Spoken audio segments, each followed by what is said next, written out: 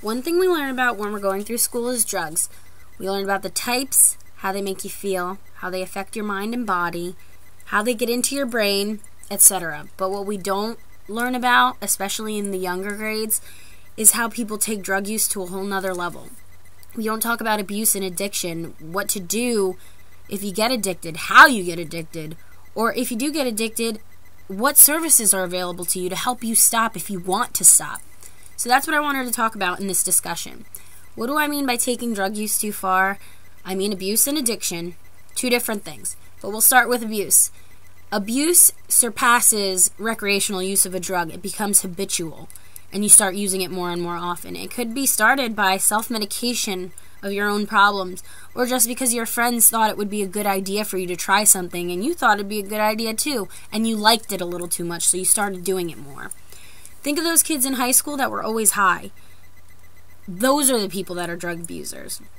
The thing about abusing drugs, though, is that it tends to become an addiction if you do it for too long.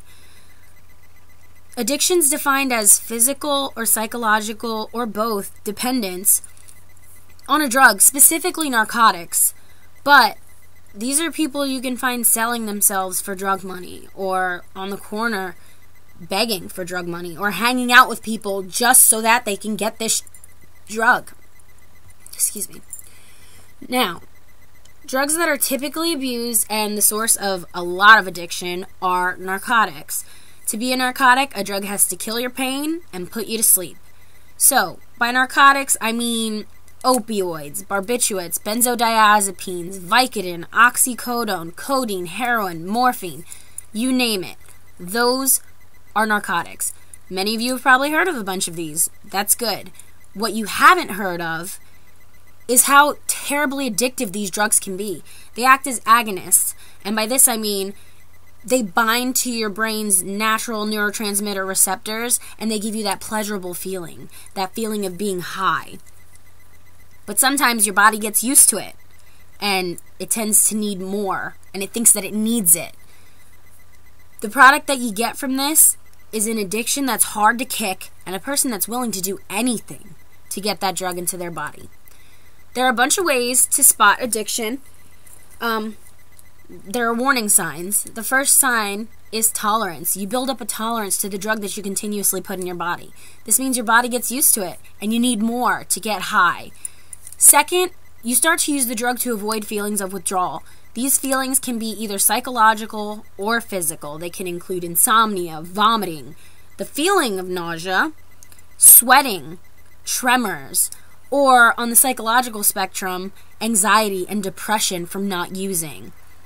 Another sign is the willingness of this person to go to great or extreme lengths to get this drug, or to get the money to get this drug. This could mean prostitution, begging, or a number of things. A few other signs include loss of control, loss of interest in things you used to enjoy. Your life revolves around drugs. And the last warning sign, in my opinion, one of the most important, is that they're conscious that this drug is ruining their lives. But they're okay with that, as long as they get to keep using the drug. The good thing, though, is that addicts are not alone. They can get help, but they have to want to stop. The tricky part about stopping drugs, well, is the withdrawal and the suffering that you go through because you don't want to go through that, and it's remaining drug-free. There are tons of programs that addicted people have at their fingertips. They can opt for support groups, medical rehabilitation centers, halfway houses, or all of the above. Support groups are there for just that. It's a bunch of people who have been through a lot of the same stuff you've been through, getting together, working through their problems, fixing it. Medical rehabilitation centers, which are very common for people with serious drug use, help you kick your habit by replacing your addiction. I don't want to say replacing, but substituting it for something else and keeping you okay while you're going through this withdrawal.